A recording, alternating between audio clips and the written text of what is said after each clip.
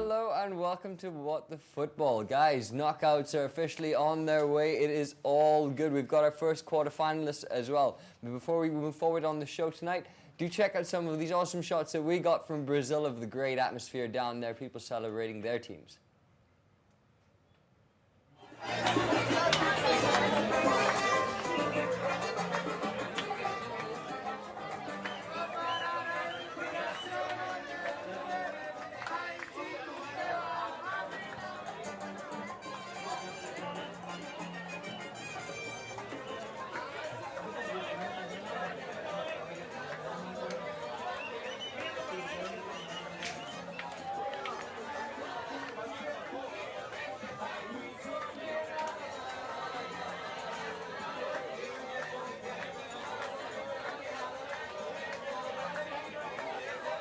Happy days, party on in Brazil, gentlemen. But were those the Mexican supporters? Not exactly. saw a lot of There was a red, hodgepodge. white, There was a lot of yellow in there. supporters There was the there. Colombian supporters mainly.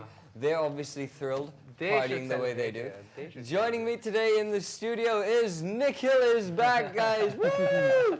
And Chaitanya, as always, we've got Tuhin joining on Google Hangout.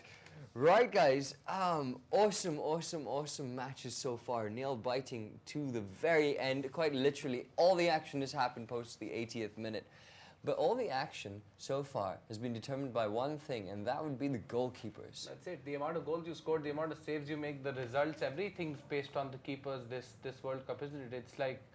It's like I think this could be the very first or the second time that keepers actually get the player of the tournament. I honestly think that it really is a sort of defensive and it's a defensive sort of masterclass that is getting teams to the next stage. If you're not good defensively, you're not getting to the next stage. And we've seen that happen now how many times? Yeah, I mean, Well, you have Keylor Navas to thank for your fortunes after last night. Indeed, and the Mexicans, although going out, still had Ochoa doing some fantastic saves. You have to say, Schneider's stop nigh unstoppable. None of those, though. Both the impossible penalty to get past that. But we've made a little list here of legends or losers. The goalkeepers, who was right, who was wrong, who failed, who was not. Obviously, we got Ochoa topping that list. He's the only one who's in the legends list who's not in the cup anymore. That's how good he was. Well, I think what I noticed with Ochoa was with his, like, Mexico's got a Javier Hernandez in their strike force. Person who can score from any part of his body. He, on the other hand, Ochoa can save from any part of his body. A shot hit him in his face. And off the post. And his hand was involved. So you don't know, it's like a pinball roulette here with something hitting Ochoa on the way and something else. Julio Cesar, I wouldn't have put him in the list. I think that's purely on Brazil's exploits in the next stage and how he helped them. I think he's come very good. Well, he's coming from QPR, from the championship, and to come up and to unite with your teammates at the World Cup at home and to turn out a kind of performance, I think he kind of No, fair enough. I'll agree with that. I mean, the simple fact that you're in the championship to start with, and then you're playing national. And then you're playing the biggest tournament in the world. I think Wow. the step up, he must be going in the middle of saying, am I here? Why am I here? That's what I said. The first time he made the crazy goal, I said that the guy must be thinking, wow, I'm going to be making so much money soon. Yeah, I'm Casillas and Buffon, the two big names, all crashing out in spectacular, not even spectacular style. We put Buffon on the list, but not really. Not really. Not really. I mean, Buffon is class. Casillas is not there anymore. Just gone, man. I mean, the light's on in his head, but there's nobody sort of driving. It's like the Homer Simpson image. With the Yeah, it really monkeys. is. It's like delete mind in the recycle bin. How do you delete the recycle bin? Going to Tuhin on Google Hangout. Tuhin, who's been your goalkeeper of the tournament, who's still in it, not Ochoa? Sillerson last night was really good, and I'm personally in favor of Netherlands, so he would be my goalkeeper of the tournament. Happy days. He's already picked his team. He's already picked his team, yes. We know what's going on there. Right then, let's go to the Netherlands and Mexico. That was a hell of a game. Netherlands weren't looking convincing until, let's say, the last 20 minutes. And I think that's what the difference was, because you would see Mexico being limited to their own half, and that too on the defensive half. There was no going out of their half. They camped straight into their half for 20 minutes. And Louis van Gaal, well, again, another masterclass with his setting up, with his changing information. The best in the business, do you say, Nikhil? If not the best, he's right up there. I mean, I really have to give it to. He's just come out and said, the tactical water break was a blessing in disguise because he got to reorganize his team, and look at what happened. They scored 2 goals. Yeah, fantastic. Well, if United have anything to look forward to, it's definitely that. Tactical water break. There have been rumors on Twitter that Louis van Gaal during the halfway mark actually made them watch the 1999 Champions League final between Manchester United and Bayern Munich. So Is it? well, it looked like a win like that, didn't it? They were trailing 1-0. They equalized right at the end and won it. That is a at the pretty end. cool tactic. That was a pretty spectacular game. I'll give that. But I'll give that. he to should have actually made them watch the Liverpool one. you. What? Yeah, AC? no, Champions League final. relevance. Yeah. Let's Champions note League relevance. final. Let's note relevance here. Relevance for him being a Manchester Yeah, United and in terms manager. of the grind and the comeback as well, the 99 result fair also enough, yeah. falls through. Robin, of course, on form or not, who can say? He's always nimble, he's always quick. Did he dive or did he not? Personally, I honestly feel that players are now so sort of trained to go down with the softest touch that any touch does bring them down. But Marquez did foul him. I mean, he did get his foot. He did. But did he need to dive? Yeah, is there any No. call for it? Is more my question. I mean, diving is diving. It's still cheating. It's right up there with biting, if you ask me.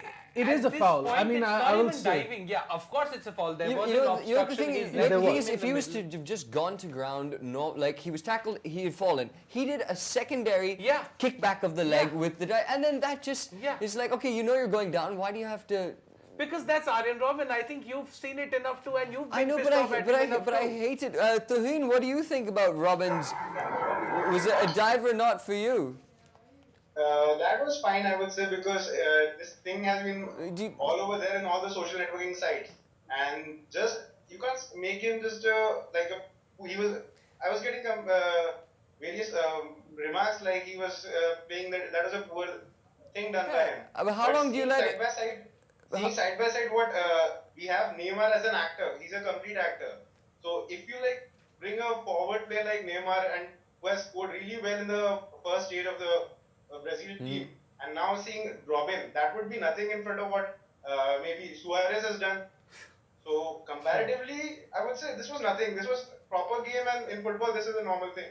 All right. Well, My only question is, should referees be sort of subjugated to sort of understand the game in the sense that Robin had dived a couple of times before in the Yeah, game. sure. He had. Exactly. So I mean- now should he have been sort of not given the benefit of the doubt because of his previous dives? or is there a call perhaps for a referee to take a decision where you could award the penalty, but still book the player for diving or excessive behavior?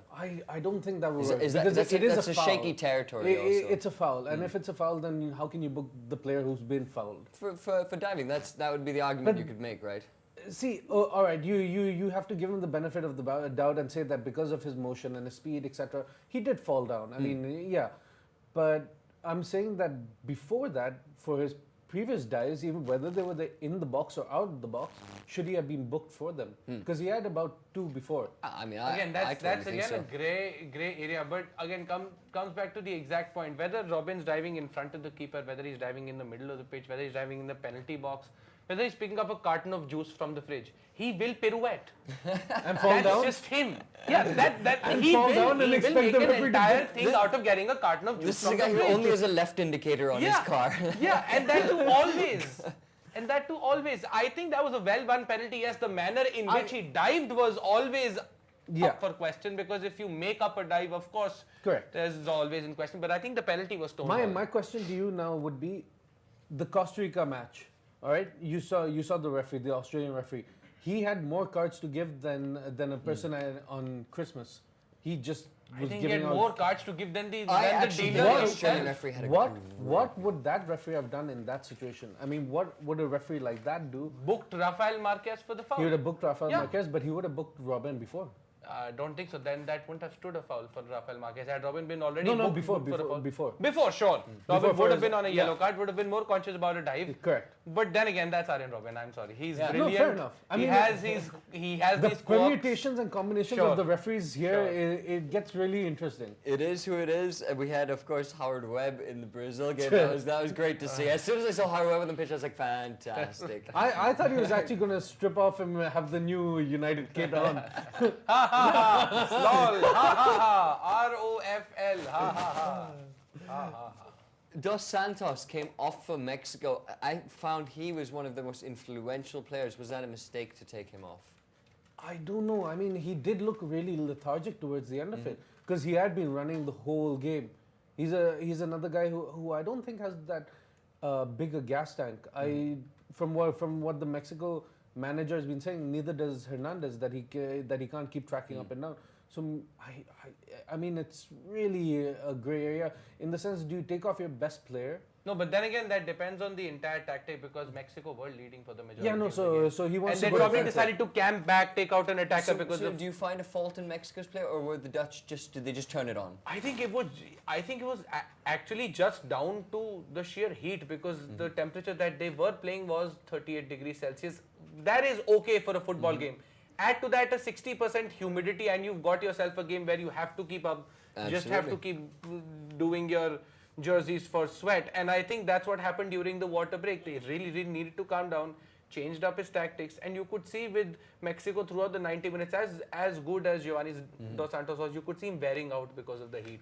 So I think that played against Mexico. Indeed, you could certainly see it against your awesome team, Costa Rica, towards the end. Joel Campbell was on the verge, literally. He really was. I mean, he didn't even seem to have enough strength for the penalty. Yeah. Like walk it into the But net. he did need to. What a cool and calm penalty in those That hot is one of the best conditions. penalties I've seen. That was actually one of the best penalty shootouts I've seen in a long time because everybody's penalties were bang on target except for Gekas, but the keeper did get strike. It was And a it was a fantastic fantastic save. Would you like to pronounce his name again? Because I see a little, because I kept pronouncing his name over and over again during the night. I've been practicing. Jackass. No, Jackass. I've been practicing. Jackass. Oh. Jackass. You see how his name kind of brings out I the... gotcha. Yeah, What a jackass. I like What it. a I like it. I Jackass. like it. Jackass just did a Jackass. So. Yeah, he really did do Gekas. What the football.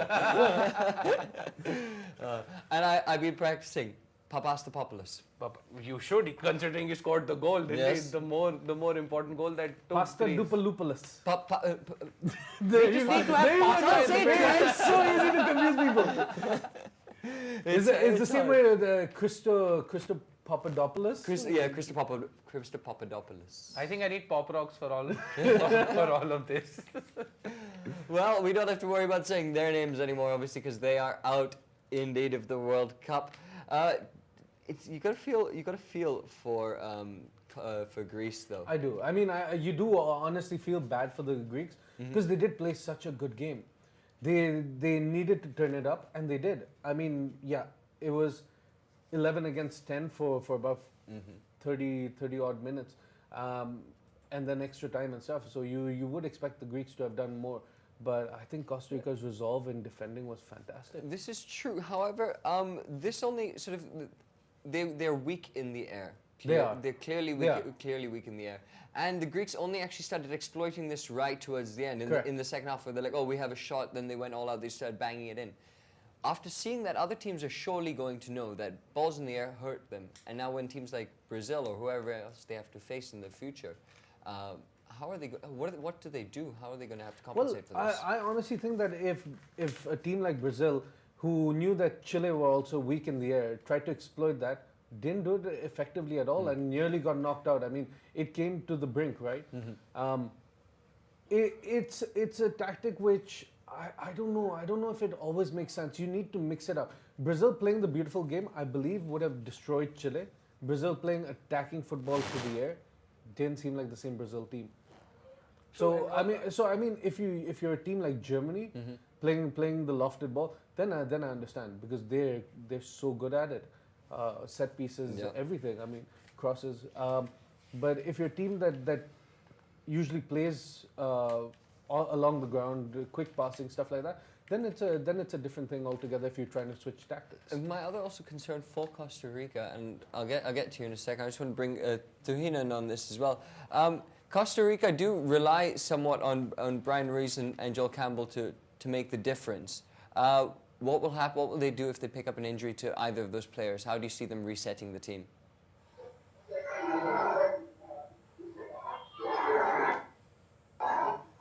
Can you hear me? I think you just go ahead and take that question. See, the thing about Costa Rica is that although there is a heavy reliance on Joel Campbell and Brian Ruiz, they do have other players on the bench who have been able to fill. Brian Ruiz would definitely be the major loss. As a spiritual loss almost as well. The captain of your football team, he leads everyone by example. There are actually articles where Brian Ruiz is the first person on the to come into training. Before he even goes into training, he'll go and sign autographs for people. Fantastic. So, I mean, he's just one of those all-around really nice guys. So, he does lift the team up. Even if you saw yesterday during the sort of halftime or the huddle, he leads them. So, Brian Ruiz would definitely be a major loss. Although that they do have Christian Bolaños, Celso Borges, Yeltsin Tejeda. These are players who most people don't know about. So they're an unknown commodity. For people who actually have watched them sort of play, you know that they have the ability to step up to that next level. It's just a matter of time now for them. Happy days, true say. Ooh, hey, there's my spill for the day. Fantastic. We got a cool what the fact for you, and it is in fact about Costa Rica. And you said they might be able to break in the top 10. Well, the best Costa Rica have managed so far is breaking into the top 20. They were the 17th team in the FIFA rankings in May 2003. So, yeah, here's to them going top 10. I do think that they'll make top 10 because just currently to clarify for the viewers there, that is, they will break into the top 10 FIFA rankings if they beat Greece.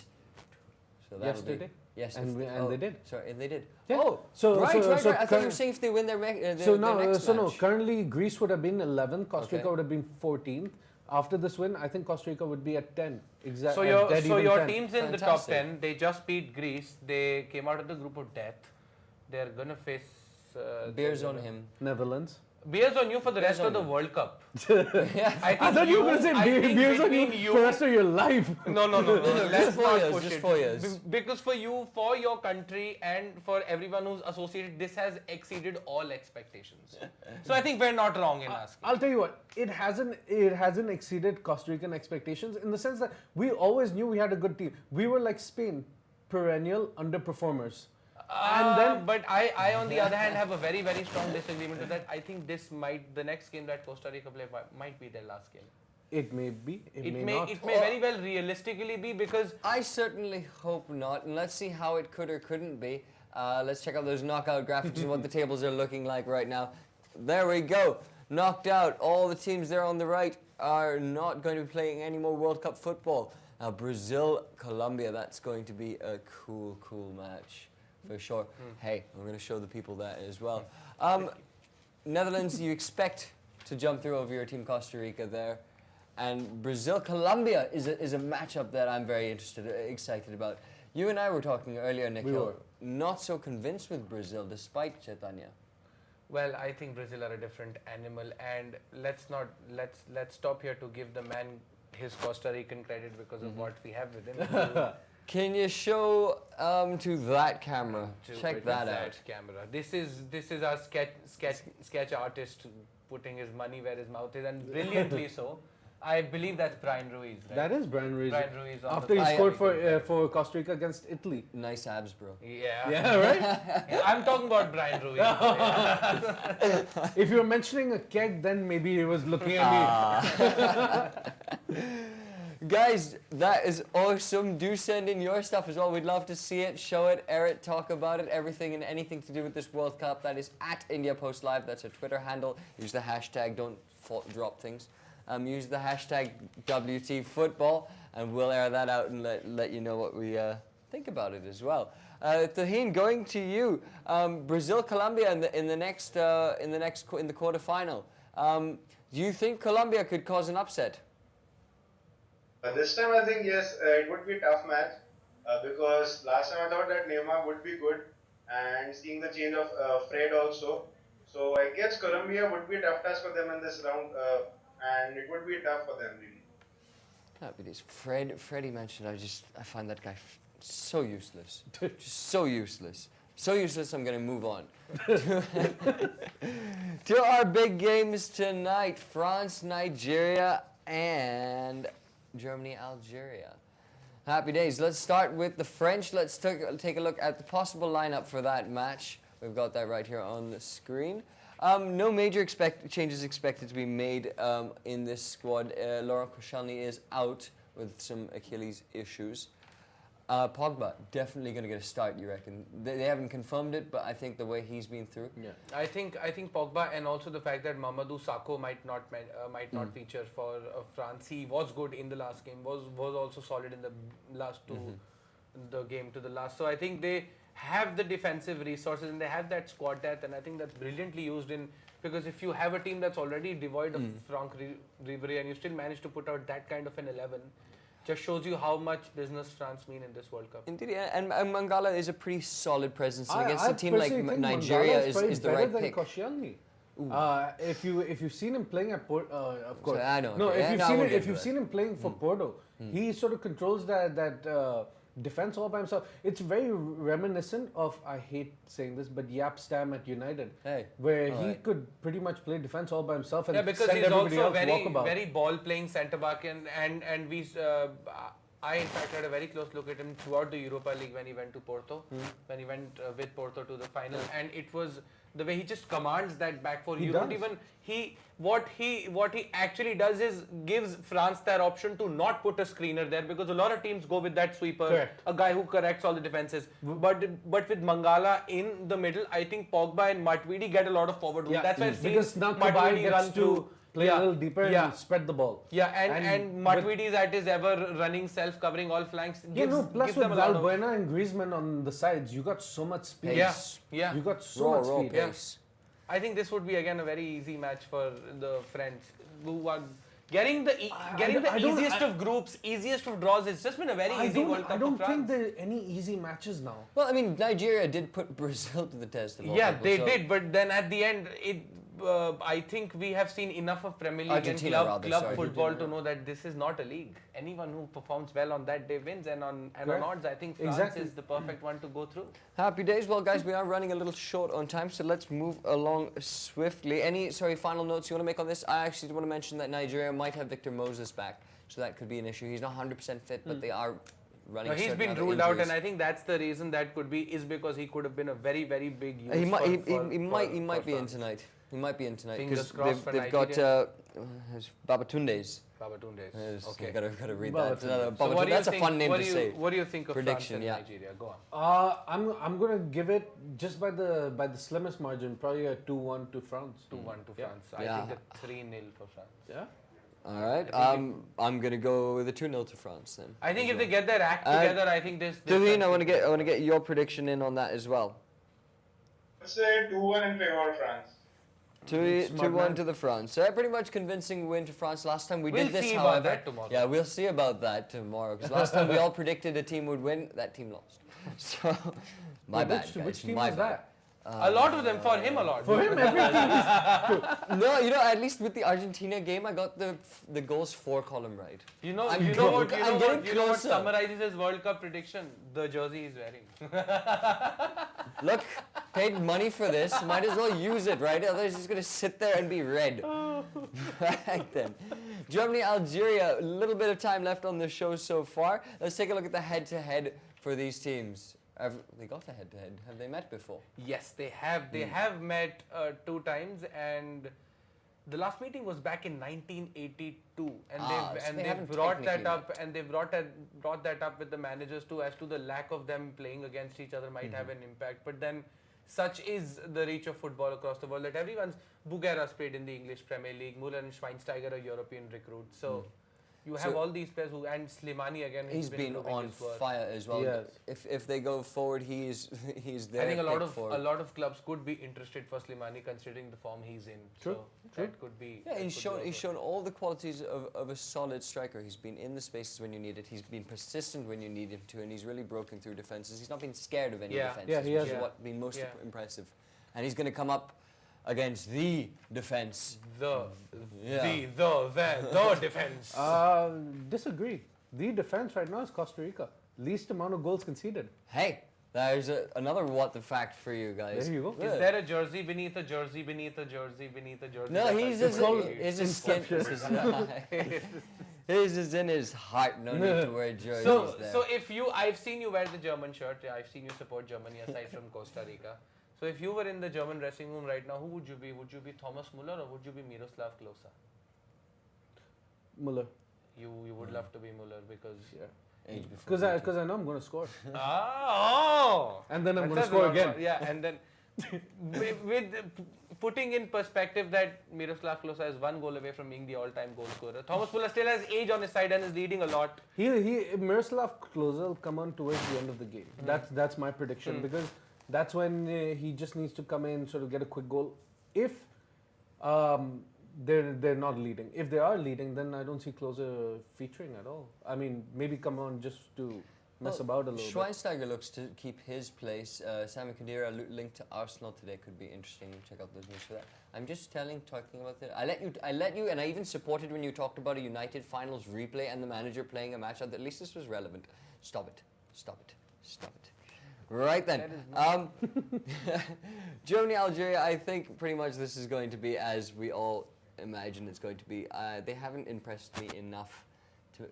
I just expect the only chink in the German armor could be their own complacency that they plan to take it easy because I'd like to get Tuhin also on this. Tuhin, can you hear me?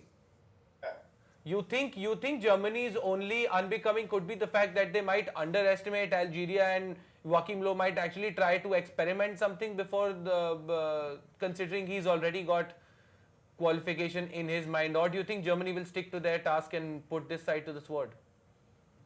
Well, seeing the previous match of Algeria, I guess they were not that good as compared to what they will be expecting. So Germany would clinch this way easily and there won't be much difficulty. Same thing, Klose would come in, make the second change, and it won't be a tough task for them. So what do you think the scoreline is going to be? You think are we getting 2 drubbings in one night? Are we getting 2 teams being spanked? Lots of goals, or is it going to be another shaky? One thing can be there is that Musa would score today. Ahmed Musa, because he's in a real good touch. So Musa would contribute.